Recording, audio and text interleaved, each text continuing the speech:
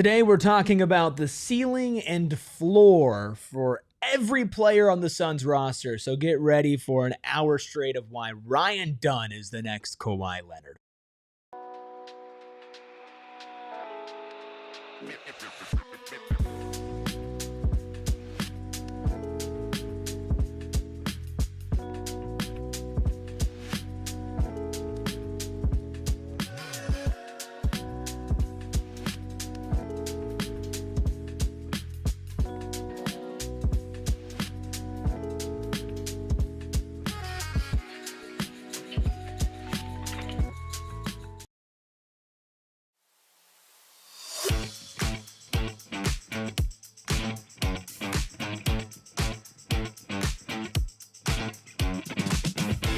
Psychos and sickos unite for an MVP-ready edition of PHNX Suns presented by Bet365. Download the Bet365 app. Use code PHNX365. Deposit 10. Place a bet for 5 and get $200 in bonus bets. As always, I'm Erik ROTY. That's Stephen Garner, fresh off of another day at training camp. This time I heard he was running with the twos. And we got the Freckled Mamba, a.k.a. Fisherton, a.k.a. Juice Man, a.k.a. Aryton, behind the Mac, making all of the magic happen. Just don't call him Old Mangletoe. Shout out to Shumdog, Patrick, Ashley, and Shay, who became an MVP. Speaking of MVPs, Deborah in the chat as well. You can become a member today by hitting that join button, which is right next to the like button, which is right next to the subscribe button. And if you're listening on audio, a lot less buttons to deal with. You can just hit that 5-star review button. We are going to give you individual ceilings and floors for every single player on the Suns roster today, of course, starting with Devin Booker and is his ceiling MVP. We're going to bring you the latest updates on Mark Williams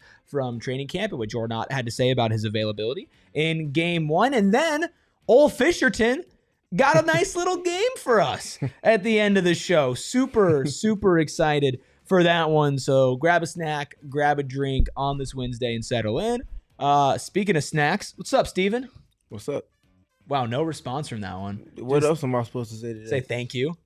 You said what? I said speaking of snacks. Yeah, and why would I say thank you to that? Because that was a compliment. Anyways, hope y'all doing well today. We got a fun show lined up for y'all. Aryton, how you doing today? I'm always doing good. One day closer to the season. Can't get any more happier. Aryton, how would you respond if a man was to call you a snack? That's a thank you is the right way to respond. I would probably end up at thank you, unfortunately, but it would take me... You guys suck. It would take me a lot longer. You guys suck. I'm paying you compliments. You should be grateful. You should be grateful. Anyways, how was training camp today, Steven? That's a good segue. You should be grateful. How was training camp? Training camp was fun. We got to hear from Jordan Knott as well as Nigel Hayes-Davis and Nick Richards. Got some kind of pertinent updates. Aryton, do we have the... So we have a little bit in the works right now behind the scenes, but Jordan Knott took the time to speak intentionally about everything that is what's going on with Mark Williams. We touched on it a little bit at the end of last week. It's not that he's injured. It's that they're essentially proceeding with caution. And I think this is a perfect time to have a little bit of conversation, Erik. What's been kind of your making of everything that is Mark Williams and his involvement or lack thereof in certain respects? I don't care. I am at the point where the only thing that I care about when it comes to Mark Williams is, are you playing regular season games? And I think the Phoenix Suns feel the same way, and they should feel the same way. If somebody's going to get mad that he's not as active in training camp, or, if he's not playing preseason games or whatever it is, I simply do not care. Obviously, this is a guy that the medicals got looked at after the first Charlotte trade, and the Lakers, whether it was for a good reason or not, said no. He clearly has had a lot of injury problems throughout his career. In fact, it's the main thing that people bring up when they talk about him. And the Phoenix Suns just traded 2 first-round picks for him, and he's in a contract year. You put that guy in bubble wrap until the regular season starts, but I get why people want more, and we're not thrilled with what Jordan Knott had to say today. Yeah. So I guess instead of speaking around it, we can go ahead and let you kind of glean from everything that Jordan Knott had to say about the Mark Williams situation. Okay, I'm buying this thing. I'll hold it. Appreciate it. Yeah. like we said, his camp started a long time ago. Since July 1st, he's been in here more than anyone else, developing his strength. I think he's more than doubled his lower body strength in that time period. So he does everything in practice that we ask, except for the live 5-on-5 at this point. And it's the same. Like, we have a plan for him. We know what his previous 3 years were. So we have a plan for him going forward. I don't think anything will change before the China trip. So when we get home from the China trip, we'll keep evaluating him.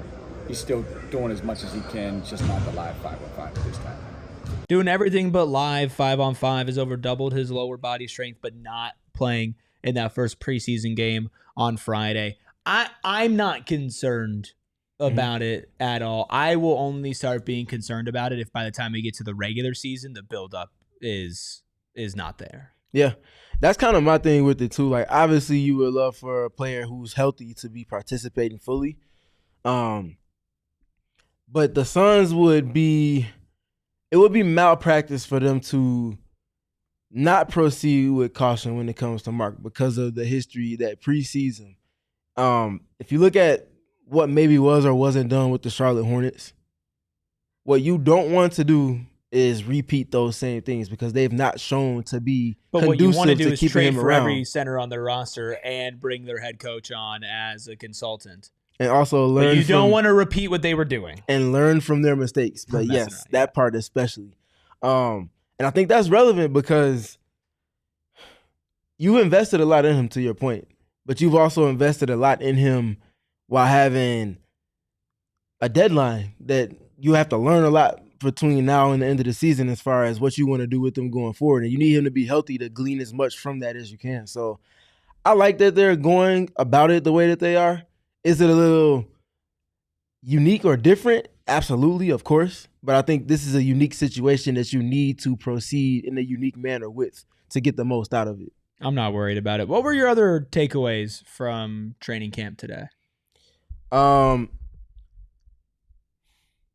They're going to be defending unique than we've seen other Suns teams defending, and it's because the ways in which Jordan Knott is not only challenging the guards to just guard, but also the ways that they're challenging their bigs to defend in whatever coverage that is their respective base coverage. So Oso's base coverage is going to be different than Nick Richards. It's going to be different than Mark Williams. It's going to be different than Khaman Maluach. Talked with Jordan Knott about drop coverage, and he talked about them all playing at varying depths within that, but having a commonplace in terms of presentation defensively that he desires for them to have regarding their disposition. And that part is important because we saw the Suns not be successful as you might hope for them to be, particularly defending pick and rolls. And Jordan Knott having the desire for them to be the aggressors to dictate to their opponents within that, I feel like it's playing into their psyche and their approach. And we actually we don't have a clip from them speaking about that in particular, but we do have a clip from Nigel Hayes-Davis at practice today speaking to the versatility of the front court pieces that they do have. What have you kind of made of the general personnel that you all have on that end? Because it feels like you have a handful of players that are like-sized at that 4 spot, similar to you. Y'all can kind of do a lot of different things uniquely.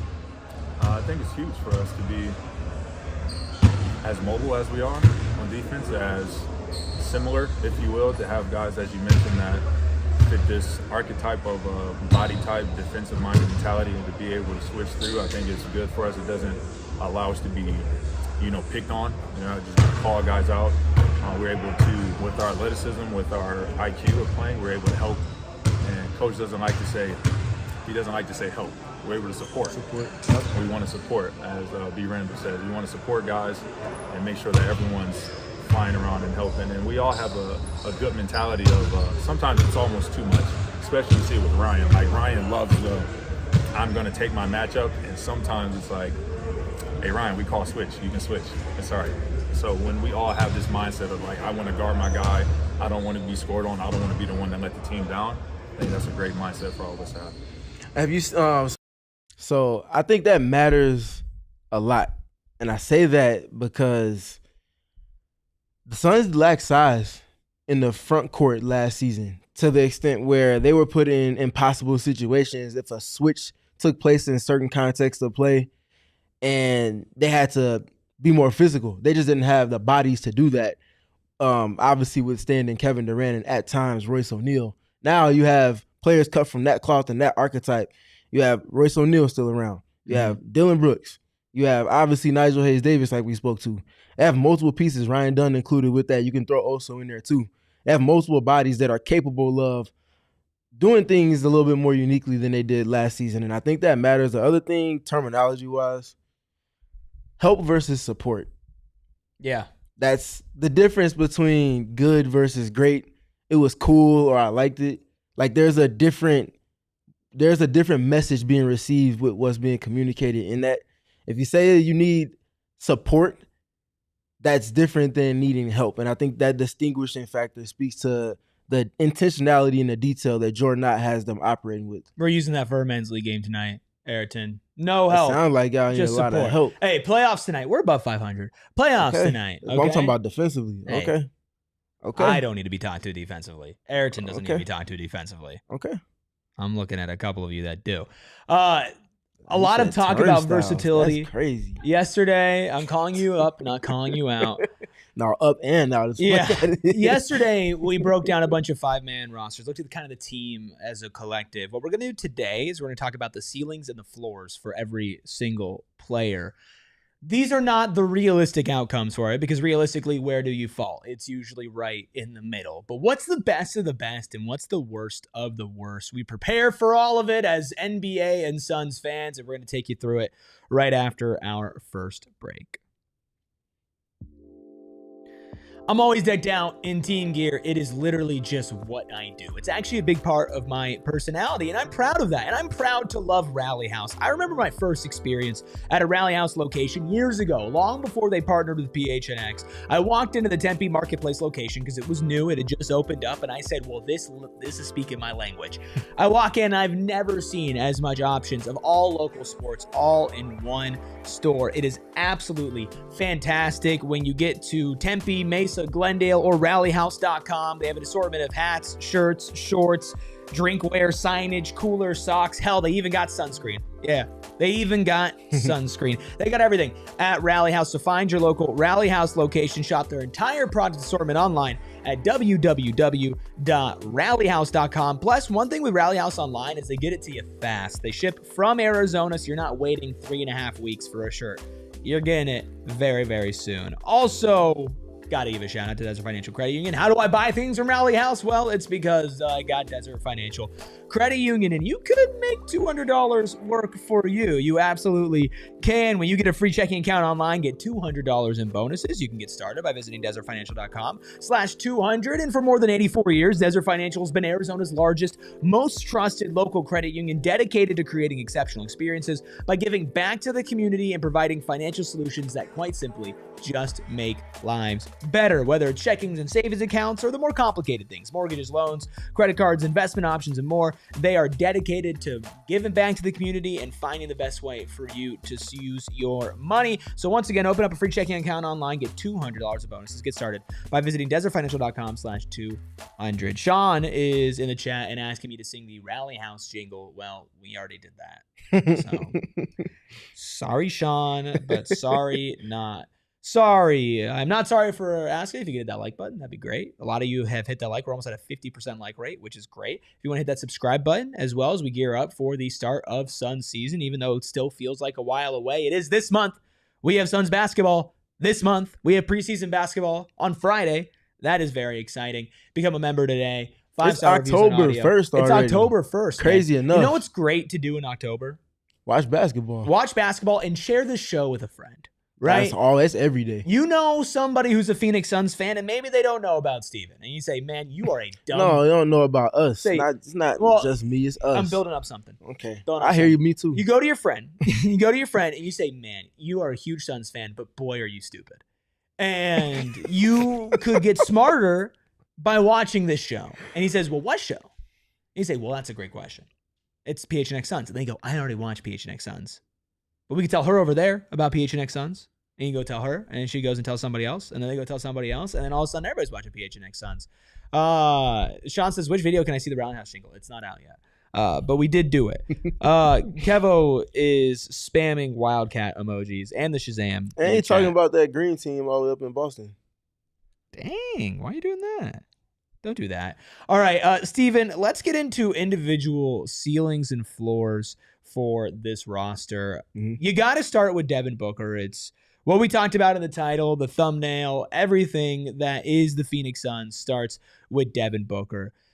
And you know what's funny is I actually stumbled upon a clip that you and I had clipped from a while ago about Khaman Maluach just ceiling overall. And that's a couple years, right? We're talking about this year. Mm-hmm. But I want you to get silly with me, okay? I want you to like get crazy. With Devin Booker? And just in general, when we talk about ceilings, like true pie in the sky, best case scenario, everything goes right for each of these individual players. In that case, can Devin Booker win the NBA's Most Valuable Player award? His talent suggests so. He's in a situation where he's going to need to play to a certain level for his team to be successful on the nightly basis.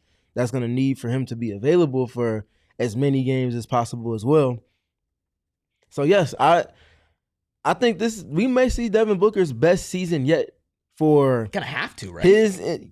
Absolutely. For his individual growth as a player, for the demands that are going to be placed upon him with this iteration of the Suns led by him, for the ways that his featuring will look under Jordan Knott, but also the demands that will come from Jordan Knott in terms of his approach to play.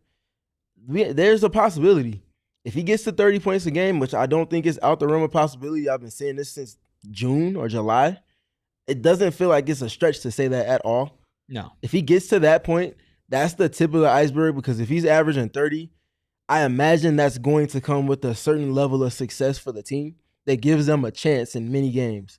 And if things shake in their favor with other pieces outside of him, but him playing at his best, this is a player that we talked about on any given night can be a top 10 player if he's playing to the absolute peak of his abilities. Yeah. Before we continue, big shout out to Maria's $9.99 super chat. Good to have you back, Maria. Says just really no profound thoughts, just really excited to start the new season, and October always makes me happy. I appreciate you, Maria. Always. Appreciate you.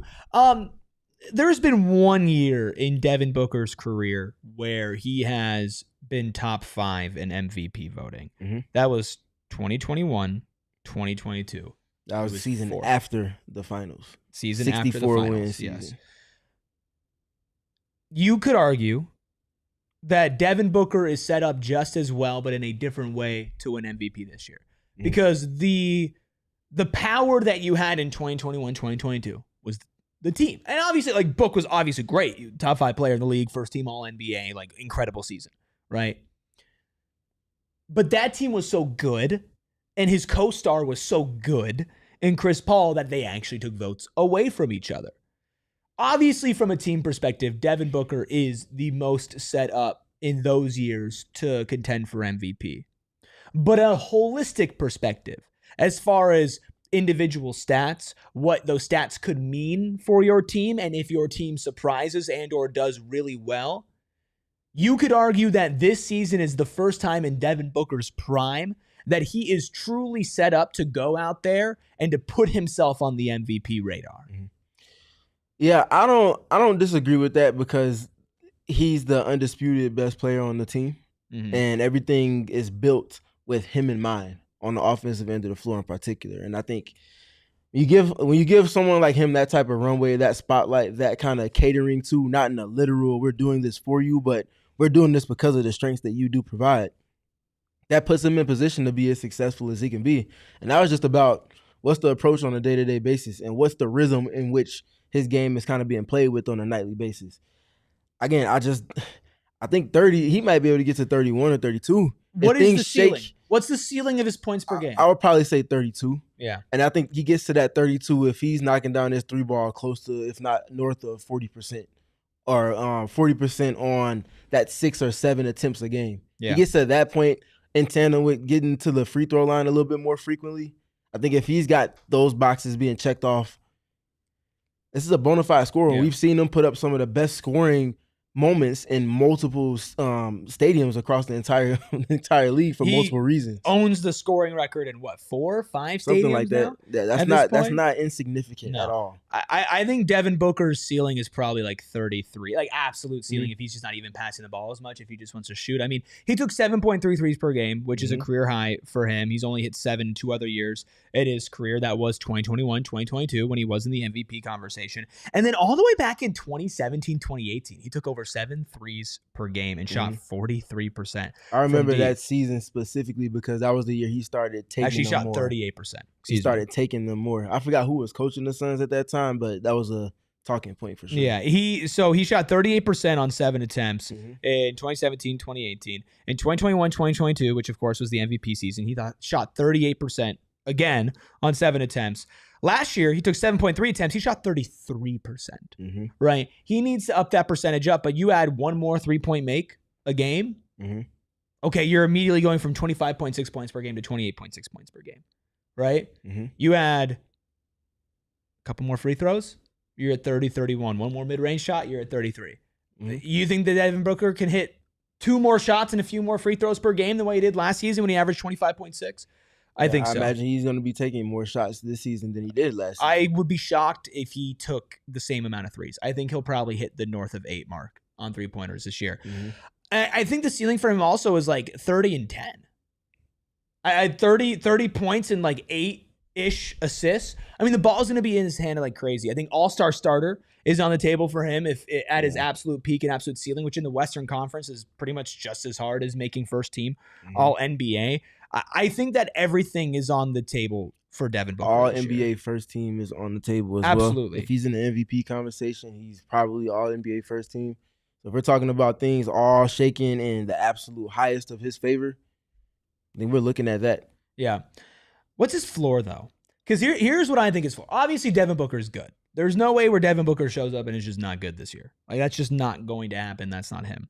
Here's what I have marked down as his floor. All-star snub.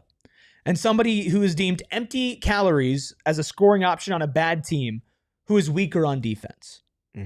I think that's the absolute floor for Devin Booker this year. All-star snub who's deemed empty calories on a bad team. Yeah, I hear you on that. I think, what's your floor for him in points per game on average? If we're talking about 30, floor's 24 points per game. And he was at 25.6 last year. His floor is 24 points per game. My thing is the effectiveness and how good the teams were and everything. Like it, I think that his floor is, hey, you're not upping your scoring on a worse team. People are attacking you on defense. This whole situation is just not working out. You're an all-star snub because Phoenix isn't good and you're moving on. Dare I say his floor is all-star this season? In the West, but he's had great seasons that he's not made an all-star game before. If it was in the Eastern Conference, yes. Well, recently at least, because there were some snubbings that happened before Chris, but he's been snubbed. He has, in his career, he is a 4-time all-star. Devin Booker, in year 11, is a 4-time all-star in the NBA, and I believe 2 of those were injury replacements. It's hard in the Western Conference. His floor is absolutely lower than being an all-star. It just is. He's not Braun. He's not KD. He's not one of these guys that's going to get voted in if the team sucks. That's just not going to happen. But he also doesn't have someone that's going to take the spotlight away from him as far as that goes. Until we get to our next guy. No, I agree, but I That's also the only think. reason I'm But if bringing the that up. Suns aren't good, and in part because Devin Booker isn't hitting his ceiling, if Devin Booker hits his floor, the Suns won't be good. They're not giving him an all-star. Yeah. They're just not. Okay. They're not giving it to him when he's good and his team is good. So you think his floor is, you said 24? Yeah, he's an About all-star 24? level player, like Aryton said, Okay. but he doesn't make the all-star game because he plays in the Western Conference. My floor is 26. 26 on average. The efficiencies will vary if he's at 26. But I imagine if he's at his floor of 26, he's not knocking down a 3-ball from a pull-up perspective to the extent that his talent suggests and the way he's shown to be able to in seasons past. And the defense just isn't at the level that it needs to be at for his all-around impact to be felt. I get that. I don't think the playmaking regresses in any capacity. No, and that's the thing is he's still good. Like That's why my floor was all-star at first. Yeah. Espo in the chat says Booker will be in the scoring title race, but won't have enough wins to get an MVP. Mm-hmm. Agreed. I think if he is playing at his absolute peak and the team is all playing, like we go through all these individual ceilings and floors and everything, and his team is playing way better, if he's like a 6th seed, if the Suns are a 5th seed, he'll be a dark horse MVP candidate. But will he win it? You usually got to be in contention for a couple of years to win it. So we'll see. By the way, should I refer to Espo when he's in the chat as Gregory Esposito? Or do I refer to as Espo? Like, do I use your government name, Espo, or do I use your other government name, Espo? Can you let me know? Because I see Gregory Esposito in the chat. But like I know that's not your name, dude. Anyway, we can keep it moving. Sean said Jespo. Jespo. Greg Spo. No Good said average assists. Floor for him, I think, is like 5.5 assists per game. Floor. But that's just because his teammates probably aren't hitting shots. Yeah. I think for him, he's realistically, he's going to be averaging 7 to 8 a game. I can see that. I think 4.5 probably is a floor. I would agree with that because of shots missed, not because he's not making the right passes. I agree with that. All right. Jalen Green. So here's what I have a ceiling and a floor for each of the guys. You could just let me know if you agree or you disagree, okay? Okay, talk to me. Jalen Green, ceiling for this season. Certified number 2 option with 25 plus points per game. That's about a 4-point per game-ish increase from what he's been doing. Most improved player candidate, all-star reserve. That is what I believe to be the ceiling for Jalen Green in his first year in Phoenix. I would agree. I think the route to success in that, efficiency on decisions made with the ball in his hands, both in scoring and playmaking, the defense getting to a certain level, and him sustaining that even when Devin Booker isn't sharing the floor with them. And I think that's where a lot of the growth is going to have to take place for Jalen Green in particular. He gets to that point and he kind of marries all of these dynamics into one and makes it a consistent showing up there. I don't think that's out the realm of possibility at all. Yeah, if Jalen Green hits his individual ceiling and everything that we've talked about this offseason, all of his strengths continue to be his strengths and he works on his weaknesses. He improves his shot diet, but he's still able to hit in the mid-range. Like a guy who is a highlight reel who will get the votes as well and be in that conversation. He has the talent to be an all-star. He absolutely has the talent. Has he been able to put it together? No. But also, him hitting his ceiling means him fitting into this offense and in a system where he's going to be asked to do a little bit more offensively. So I think that this is on the table. Now, what's more likely do we feel like?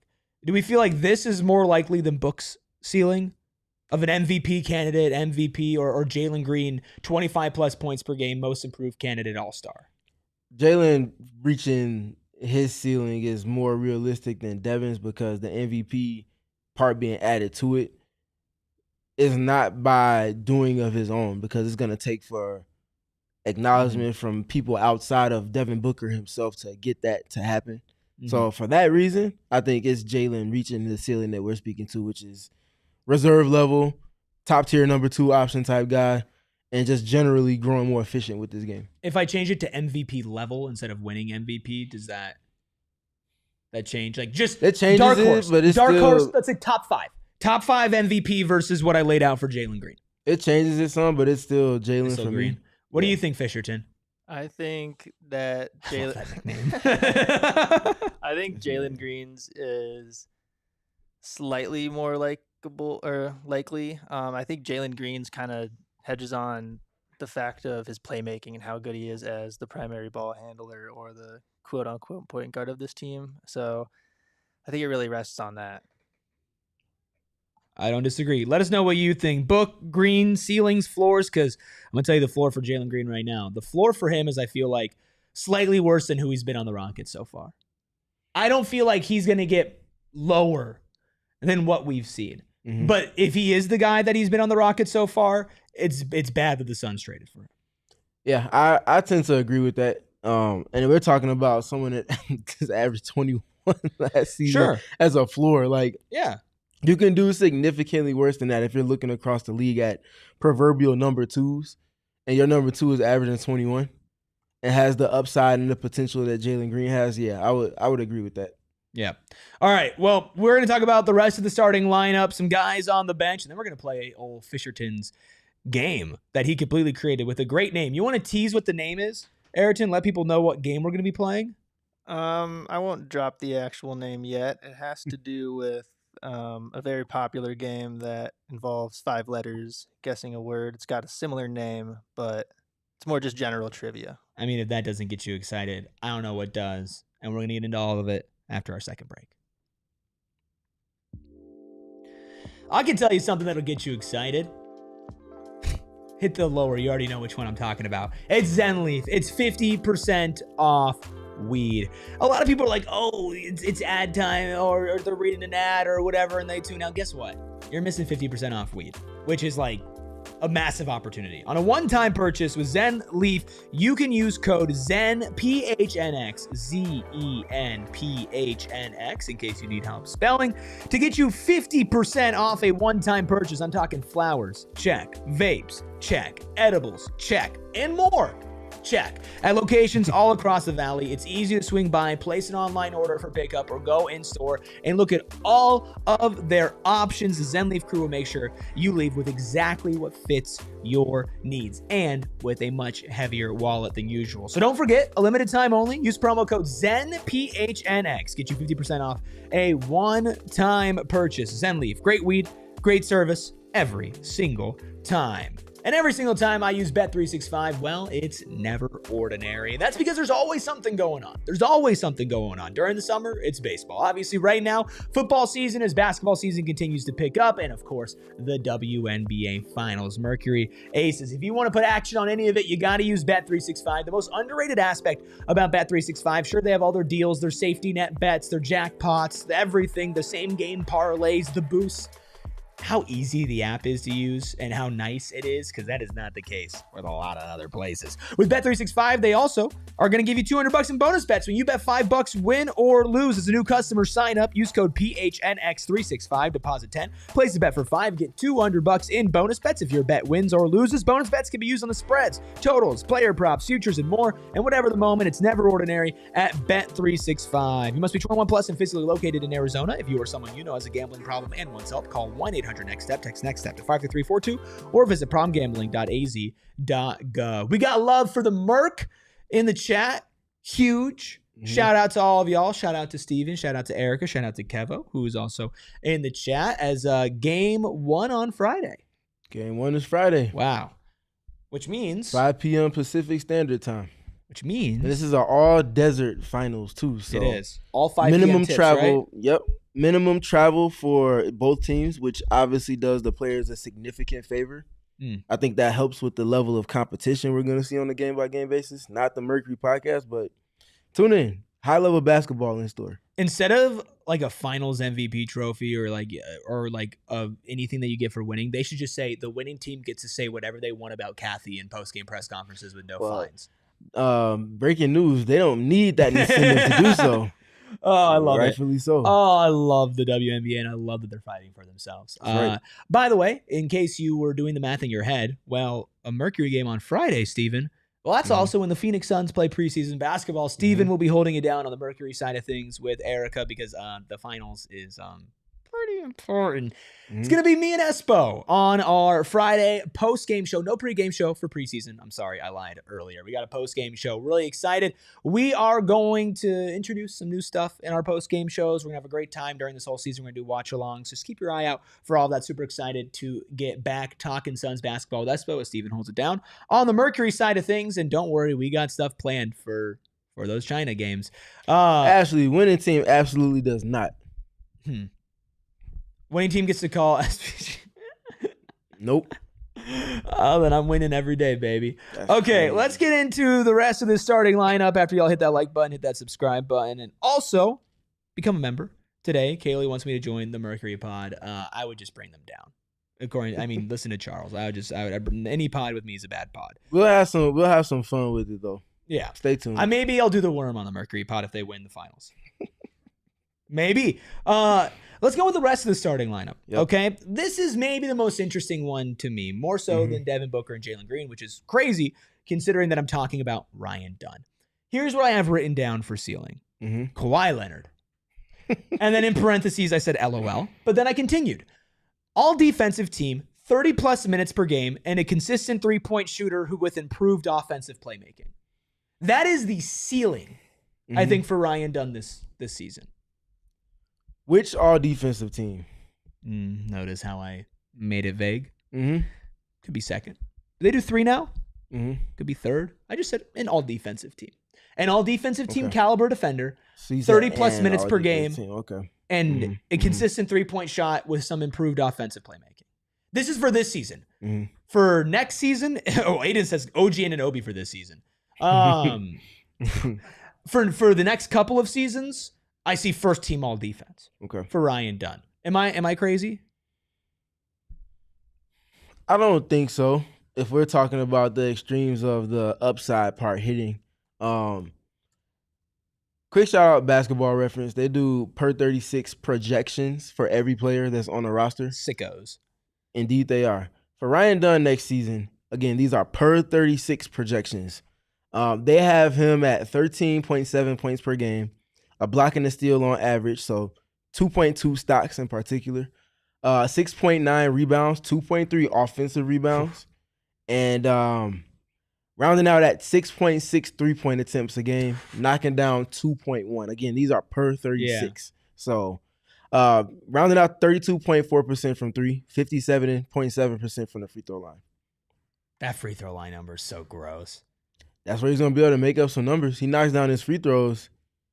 He could get to 15 if everything is hitting to a ceiling. And I think we talk about like Ryan Dunn's ceiling like overall for his career. A lot of times we focus on the offense. Yeah. Right. We could see the biggest leap. Sure. We could see the biggest leap from Ryan Dunn this year in his defense.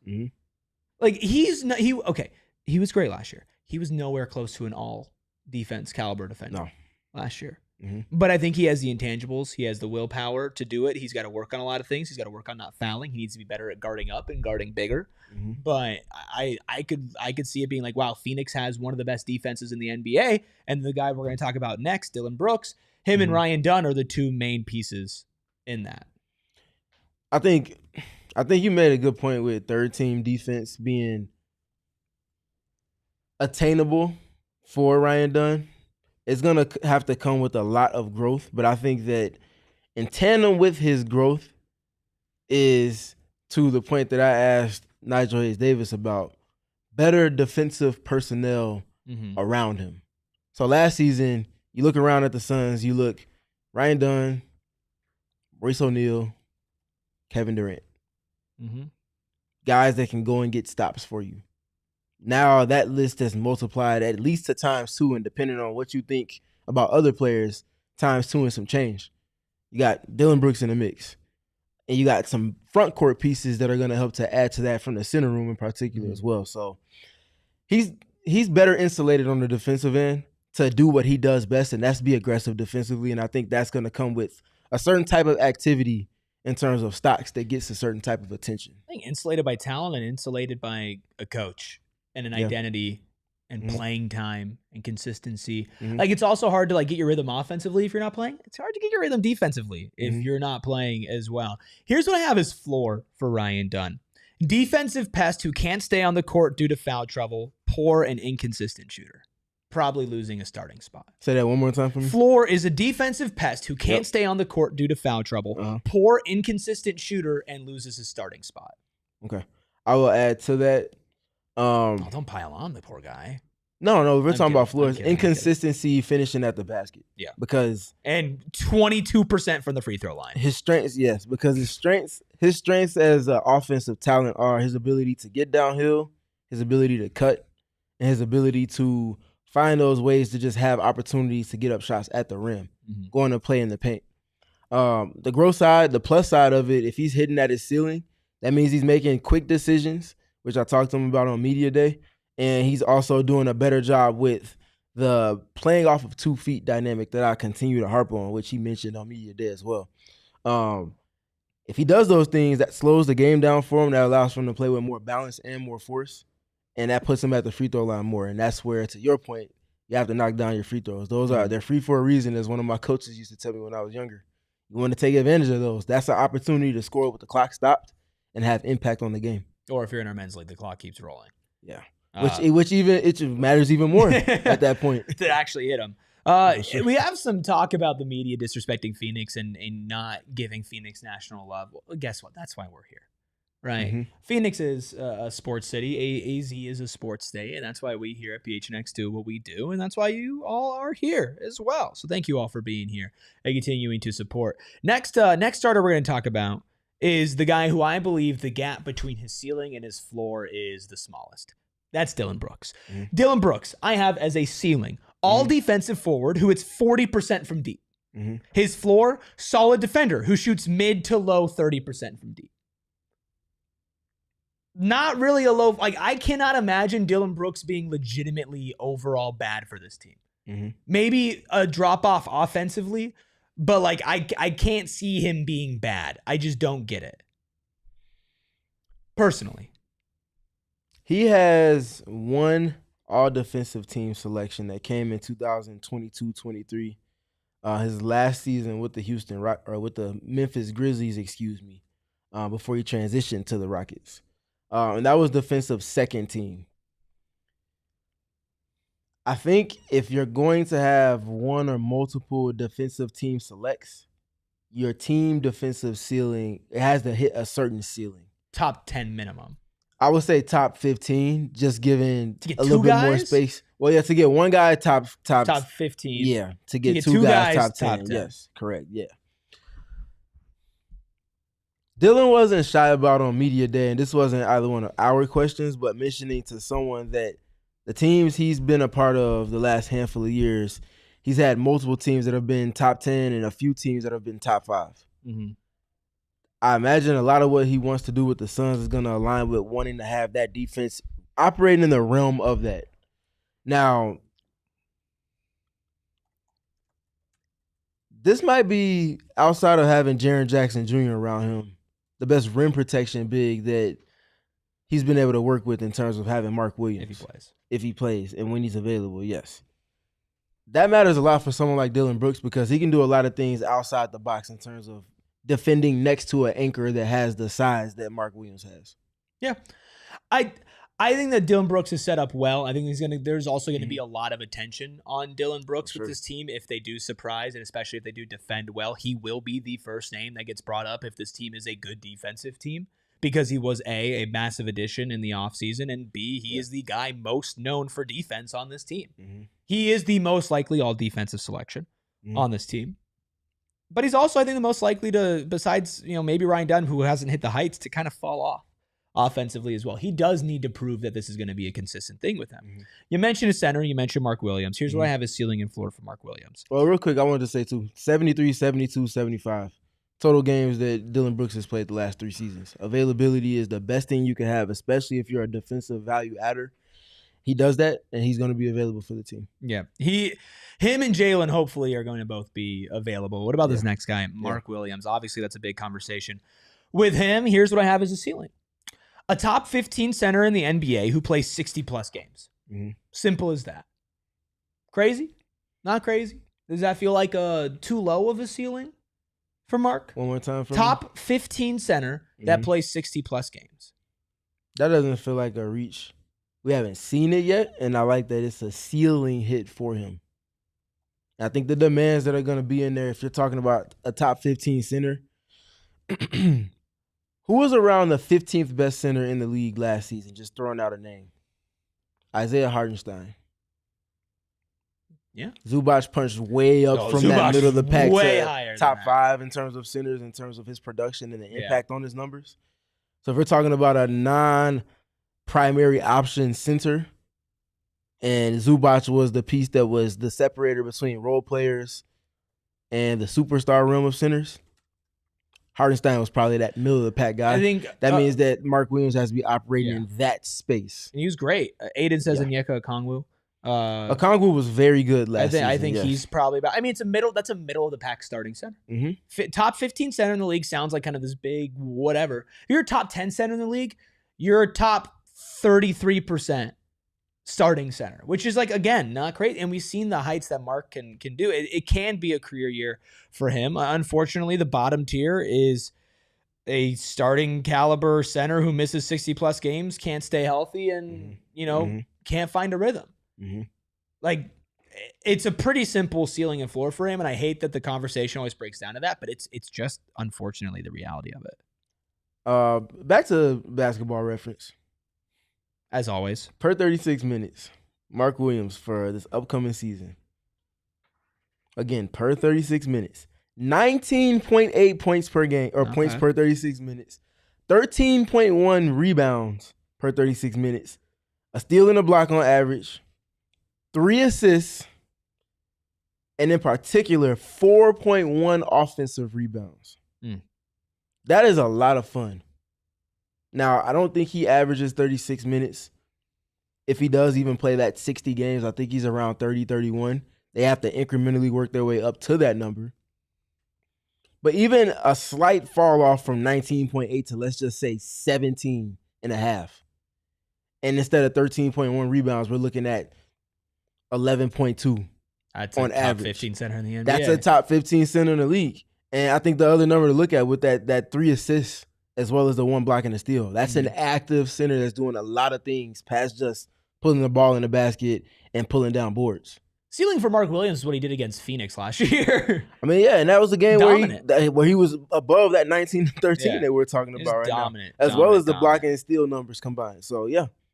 I like it. Well, we also got a couple bench players. I don't know if we'll have time to go through the whole bench, but we are going to hit a couple of them. Plus, we're going to play Aryton's fun new game. We're going to do it right after our final break. It's almost that time of the year for the NBA season for you to buy tickets to go to NBA games, but did you know that the NFL is in full swing right now? And the best place to get NFL tickets, NBA tickets, WNBA tickets, college football tickets, music tickets, tickets. It's game time. It's always been game time. It's easy to find and buy NFL tickets and any kind of tickets for any kind of event in your area. You get views from all the seats in the venue, and they have the lowest price guarantee. They'll literally guarantee it. They have event cancellation protection, job loss protection. They want to make it easy for you, and the fees are included. You know your total up front. No surprise fees at checkout. You're not saying, man, I can afford this. And then you go to check out and you're like, wow, I can't afford this. No, you know all the prices straight up, so you know exactly what tickets you need to buy and where you need to buy them. And the best part is, you can wait a little bit, see if you can get closer to actual game time and get your tickets then. Take the guesswork out of buying tickets with Game Time. Download the Game Time app, create an account, use code PHNX for $20 off your first purchase. Terms apply, but again, create an account, redeem code PHNX for $20 off. Tap, ticket, go. Download the Game Time app today. What time is it? Game time! And it's time for me to admit to all of you that I'm stupid. And I said it earlier this week. Sorry, I'm stupid. Bro. I needed gas, and it was the Inner Circle Fuel Day, where you get 40 cents off per gallon, and I forgot. Because I wasn't fully empty. I was like half. But I was like, I know I drive a lot. I'm going to need to. And I always drive by Circle K's. And I just forgot.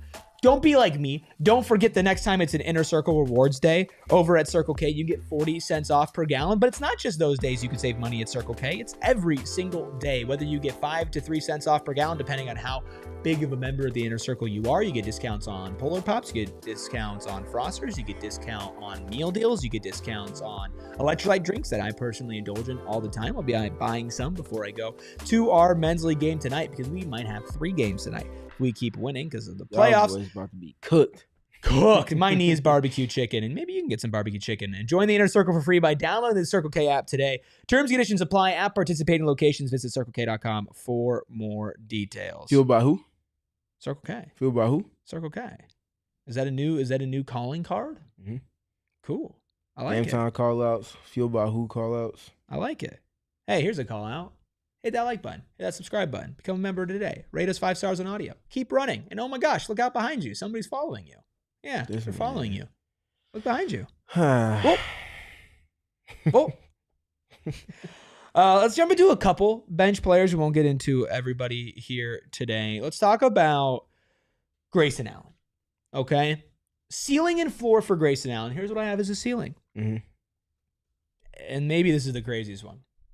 I think Grayson Allen's ceiling is 6th man of the year. Shooting 45+% from deep. Spot starter when needed. Am I nuts? I think 6th man of the year is going to be hard to. That's going to be hard to do because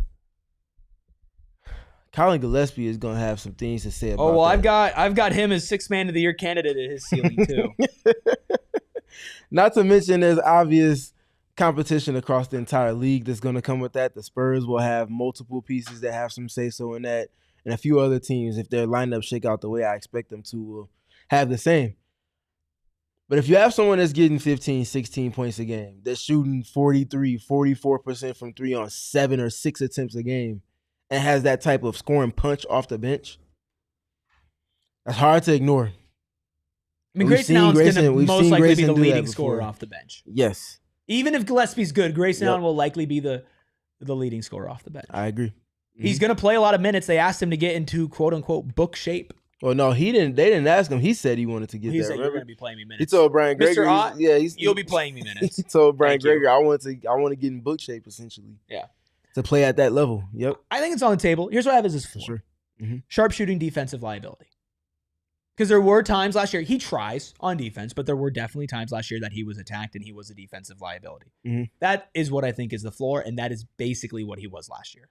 I'll throw in tandem with that, his finishing at the basket, continuing to not plateau, but Regress slightly. regress to the same level that it did last season. I think the season before, his first year with the Suns, playing through contact, finishing at the basket, and finishing through contact was really good. Yeah. It was really good. So he needs to find that part of his game in tandem with the three-point shooting and the defense. He does that. I think he has the good space that he'll be in. Hello says, his floor? Having another kid. That's crazy. I love him talking crazy in the chat, man. Leave my Ravens alone. Gregory Esposito Leave says, my Ravens alone. tag team partner with Brooks is his ceiling. He's not Villain Jr., though. We still have to figure out who Villain Jr. do. is. Is it Collin Gillespie? Here's what I have as a ceiling. 6th man of the year candidate, shooting 40% from 3 and, quote, running the show off the bench, plays himself into a mid-level type contract. If he's a 6th man of the year candidate, he's going to get good money this offseason. True. I can see it. What do you think the ceiling points per game average is for him? 14? 14. Which is like... If he's getting 14, then that means that's taken away from Grayson's. Sure. I probably. Okay. But, like, again, not everybody's going to hit their ceiling at the same time. I don't think it's out the realm. These ceilings are all individual. A lot of them don't come in tandem with other people. Got you. Right? You're saying 14? About 14. I think he was at, was it 13 or 12 at the peak of his When he was starting stretch? Was he? I think he was 9. Was it 9? I thought it was And 9. that's why I'm asking, because if he's getting there and he's not playing as many minutes as he was in that stretch, because Jalen and Devin are healthy and doing what they do as top tier minute getters, I think they're both gonna be flirting with 40.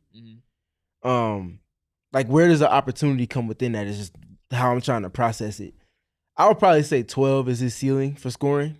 Okay. I think his floor is probably about 8, but I think he's going to put the ball in the basket. The pull-up 3 will be there. His general pull-up shooting will look good this season. And I think he's going to be leaned into to be more aggressive by Jordan Nutt. Yeah.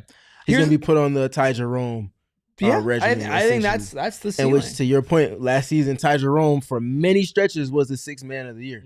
He probably gets it if Darius Garland and Donovan Mitchell don't see injuries that put him in the starting lineup. So here's what I have as his floor. 2-way level player who can get hot but is not ready for a larger role. Vet minimum type contract again this season. Like, unfortunately, that's who Collin has been for his career so far.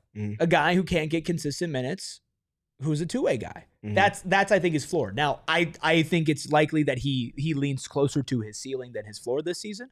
But I think that's pretty, unfortunately, realistic if we're talking like lowest of the low. Yeah, I hear that. I think I tend to agree with it. Couple more, then we'll get to the game here, and we will definitely hit overtime, so make sure you stick around. Oso Ighodaro. Mm-hmm. Oso Ighodaro as a ceiling, I have athletic backup center, spot starter, most versatile defensive center who develops a floater game or something besides dunking. Mm-hmm. Realistic, highest, like if he hits his peak, does he get higher than that this season? I won't say higher. I think that's about appropriate for me. That's about what I have for Oso. I think the only other thing I could add is a hub of generating offense with his passing. Well, that's what I was about to get to. So, even more than a hub, honestly. Initiating It's offense. more than a hub. Initiating offense, being a primary creation piece. So, bringing the ball up the floor. Getting your team into points or creating points of attack rather than being a piece that keeps an advantage. You're setting an advantage. Mm-hmm. Getting a paint touch or putting a small player in conflict because of inverted pick and roll. I think Oso has that in his bag. It's going to come with some growing pains, but I think he has that in his bag now to start to nurture. Mm-hmm. And I think that's going to be a part of his ceiling if he gets there. Might not always result in stats, but if he's getting a paint touch that leads to a Devin Booker catch and shoot opportunity, the defense is rotating out to him, and now Grayson's a pass away from him. He's wide open because of it. Secondary assists. I can see it. I can see it too. Here's what I have as his floor. For Oso Ighodaro's floor, I have a break in case of emergency center option who can't get minutes due to offensive struggles. I will add to that in my notes I have, and I should have mentioned this with Ryan Dunn on the floor side as well. It goes for both of them. Their offensive impact not being enough for teams to not be comfortable cross-matching against them. Yeah. So what I mean by that is last season when both of them were in the main rotation, when we were in the main rotation, we saw both of them be cross-match. Players that would usually guard Ryan, a smaller guy, will be on Oso, and guys that would usually guard Oso were okay guarding Ryan because they didn't respect his three ball, and they would undo the things that made them good last season. They both have to get to a point in their skill development growth that they're not allowing for cross-matches to be something that teams can viably go to. Some teams are going to push that regardless, and that is what it is. That's the nature of the game now. But they can't allow for more teams than last season to be as comfortable doing that. I agree. A couple more players here. I want to talk about Nigel Hayes-Davis and Khaman Maluach. Mm-hmm. Right. We'll maybe dive into a couple of the other ones at a later date. Let's go with Khaman. Mm-hmm. Here's what I have as Khaman's ceiling. Mm-hmm. This might be the craziest one. I imagine so. Go ahead. Let's go. Let's talk about it. Starting center. Mm-hmm. Stretch big, who's a top-tier defensive playmaker in year one. Mm-hmm. NBA's Rookie of the Year. I think that is too high. The starting center part, I think, is too high just because it feels like from everything that they're speaking to and everything that he's spoken to, they're slowly coming along with things. Sorry, let me say this. Starting center by the end of the year. Not starting center the entire year from the moment he walks in. And also, he might just have to be depending on who's actually playing. I think ceiling top-tier defensive playmaker who wins Rookie of the Year. I think it's a super long shot. It might be the most long shot we've talked about today. Is out the rim just because you got Edgecombe, you got Harper Jr., you got Cooper Flag, like all of these guys who are going to be starting and getting 30-plus minutes. You got Bashir Jihan as an undrafted free agent. You got Young Hansen who's going to be doing things. It's going to be hellacious. You got Yegor Demon. It's going to be hellacious to try to figure out who's going to be Rookie of the Year this season, and I think that's going to be fun. Because of that, I don't know if the minutes total is going to be there. On that one. Sorry, we'll continue. I just want to remind everybody that's watching on TV, the party does always continue over at gophnx.com. That includes Aryton's game, so be there because we're going to be in overtime, and Fisherton went crazy on the game, so we're going to get to that in a second. All right. Should I give the floors to balance it out? I'll just give my ceiling for Khaman. NBA He MVP. becomes the second center option for the Suns by the end of this season. Gets to about 10-7 on per 36 numbers. And you start to see some of his evolved approach to the game, the skill, the handle, the passing, showcase itself by the end of the season. Yeah. And he's also a viable defender in that. Ceiling, Giannis with a jump shot. Let's talk about Nigel Hayes-Davis. Yep. Ceiling. Starting power forward who perfectly complements stars with defensive intensity and three-point shooting. I like it. I think ceiling. Did you say that first part one more time? Starting power forward. Yeah, I got. Okay, Who perfectly complements stars with defensive intensity and 3-point shooting. Mm-hmm. I agree. I think I'll add to the ceiling part a player whose IQ raises the floor and the ceiling of everybody that he's in lineups with. That part I think I agree with for sure. Here's what I have as his floor. Mm-hmm. Break in case of emergency forward option who plays in garbage time. I like it. What do you think will be the route to him not reaching his ceiling as far as 3-point shot, doesn't fall. Mm-hmm. Athleticism, uptick in the NBA proves hard for him to be as versatile of a defender as he was over in Eurobasket. Okay. Or EuroLeague, not Eurobasket. Okay. I think, again, realistically, like a lot of these guys, I think he leans towards the ceiling rather than the floor. But again, this is a guy who last time he was in the NBA, and granted, it was a long time ago. It was almost 10 years ago. Things did not work out. He's obviously dominated overseas, but sometimes overseas doesn't translate. Now, do I think that? No. From talking to him here at Media Day, from seeing him, watching his game, I genuinely think that this guy is closer to being a starter than he is closer to being a guy who just sticks on the bench. Yeah. Part of that is because of the personnel of this team, mm-hmm. especially the lack of a power forward. I think if you had a NBA starting caliber power forward, it wouldn't even be a conversation. Mm-hmm. But I do believe in Nigel Hayes-Davis as a player, and I do believe he'll get closer to the ceiling than the floor. Yeah, I agree. You know what? Screw it. Let's do the rest of the guys. We'll go really quick. Rasheer Fleming, potential starting caliber power forward who fits perfectly in modern NBA with length, athleticism, and shooting in year one. That's what I have as a ceiling. Notice I said potential starting caliber is the best case scenario. Mm-hmm. Like a guy who starts de facto but has flashes that say he belongs. I agree. I think the 3-ball falling is very important for him. He's been working arduously with that and with great intention and urgency every time I've seen him working out post-practice. And then the defensive activity part. I think he can do things that no one else on the roster can because of his top-tier athleticism in the front court in particular. He's probably the best I can guard 1 through 5 guy on the roster. And that says a lot when you have guys like Ryan Dunn, you have guys like Oso Ighodaro, you have a guy like Dillon Brooks on the roster. I think that says a lot, and I don't think that's outlandish in any capacity either. Got a couple banger comments in the chat. Lenny18K says, I miss Chimezie Metu. Beautiful jump shot, Chimezie Metu. Shout out, Miz. And then Qwerty says, Ishbia should make the hot dogs 150. I like it. Last two guys here. Let's go Royce O'Neal. Qwerty's a glizzy goblin.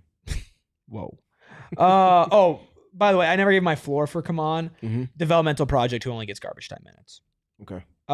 Royce O'Neal, ceiling, ultimate vet and connector, eventually turned into a sell high trade piece. I have his floor as a lower end rotation piece on the Suns. I think his ceiling and floor are pretty close to each other. We know what we're going to be getting from Royce O'Neal likely. Yeah. I tend to agree with that. I think ceiling will also be playing himself to high trade value as well. I think that's something to keep in mind with Royce. Because if he plays too well, you already heard about the Dubs looking to immediately start wanting to entertain the idea of Kuminga trades. Royce O'Neal, keep these things in mind. Live in the Bay.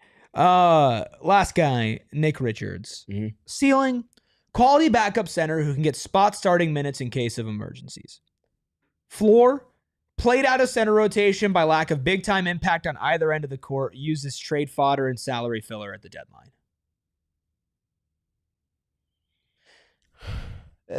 He's in a unique situation. He really is. Because it wasn't by anything that he did wrong last season, more so the roster that he came into. It felt like there was food left on the table with him last year. I'm very intrigued by watching Nick Richards, and I feel like he's going to have a significant claim staking to what the Suns are doing this upcoming season. I agree. Let us know what you think the ceiling and floor is. We're going to do a game here. It's going to be a series that we're doing. Fun little game at the end of shows. Aryton, I cede the microphone to you as you have created the hottest new game in the Phoenix Suns community. That's what they're saying. With the help of Kevin in the chat, me and him have come up with a little trivia game, trying to break stuff up, keep our brains sharp when it comes to Phoenix Suns trivia. So we are going to play a little bit of Jordan and Otto today. Otto! Woo! What is Otto? Jordan Otto it's pretty simple, easy trivia game. There's going to be 4 questions about a current and or former Phoenix Suns player. They're going to get increasingly easier, starting off very hard. And as you can see, there's a +4 in that box there. If you get it on the first try, you get +4, and then so on down to +1. I don't know. Let's just get into it. Why not? Let's do it. All right. So a great name, by the way. incredible Ottle's name. awesome. Shout out to Kevin for the name. Kevo with the name Ottle just rips. I like it. All right. First question. In my final college season, I averaged 8.1 points per game, 6.9 rebounds per game, and 54.8 field goal percentage. Do we get docked for guessing? Do we get one guess? Like, what are the rules? You get one guess This per round.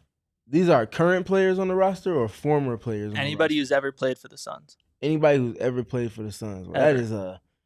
that is a pool of players to choose from, ain't it? My final college season, I averaged 8.1 points per game, 6.9 rebounds per game, 54.8% field goal percentage. Oh my gosh. If I get this, Allen Williams. Incorrect. It's not Allen Williams. 8.1, 6.9, 54.8% from the field. Chat, put your guesses in too. Oh, I like Lenny's. You said Allen Williams? I said Allen Williams. I like Lenny's answer. Do we want to move on to the next question? I may be like the going- other one, Lenny. I'm going to throw a Ryan Dunn in there. Is it done? Guys, Bro, get out of here. Get out of here, bro. The game is Get over. out of here. You've got to be fucking kidding me, dude. Get out of here. Are you kidding me? Let's go. Are you kidding me? Let's go. Are you kidding me? Let's go. That is ridiculous. what an incredible start to Jordan Ottle. That is ridiculous. Are you kidding me? Nuts. That one went kind of quick, so we can go to the next one. Let's do that. It's overtime, Shum Dog. I can say whatever I want. That deserved an F-bomb.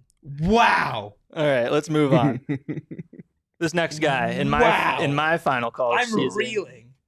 I averaged 8.6 points per game, 6.6 rebounds per game, Free throw. 76.6 free throw percentage.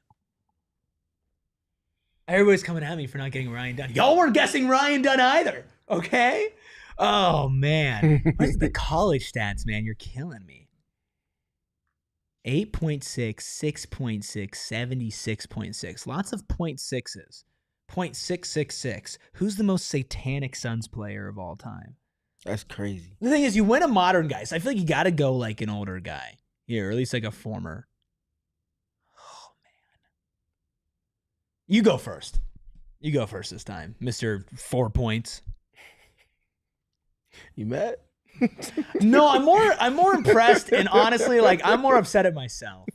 I was like, he wouldn't go with a modern player in the first one. He did. 8.6, 6.6, 76.6. Ooh, actually, I like that guess. I feel like this is either a wing or front court player because of the rebound numbers.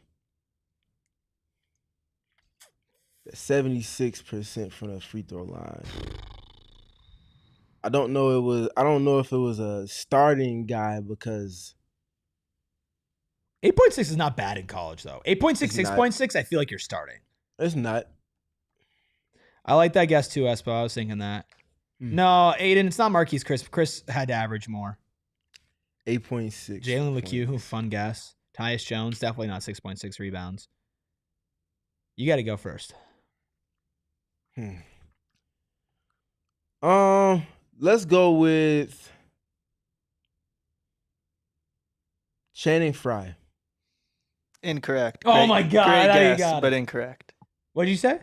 Great guess, but incorrect. Great guess, but incorrect. Give me. Yeah, I'll do PJ Tucker. Also a fun guess, but also incorrect. Okay. Move on to the next question. For 3 points, the pick used to select me was traded in a deal for a 30-plus-year-old NBA player? So the Suns traded a 30-plus-year-old player for the pick? Correct.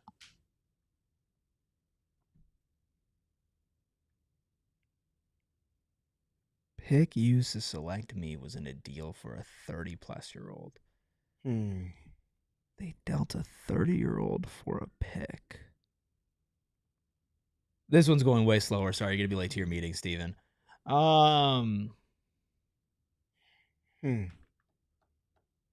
This does rock. So is this can I ask who the trade involved for context? Or that would give it away. Are you asking for teams?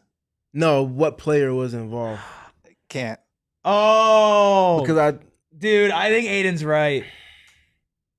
I think those were, I think, yeah. Honestly. That's why I was asking. Because there's two different ways in which this could have went. At least in somewhat recent history. I mean, Khaman is the...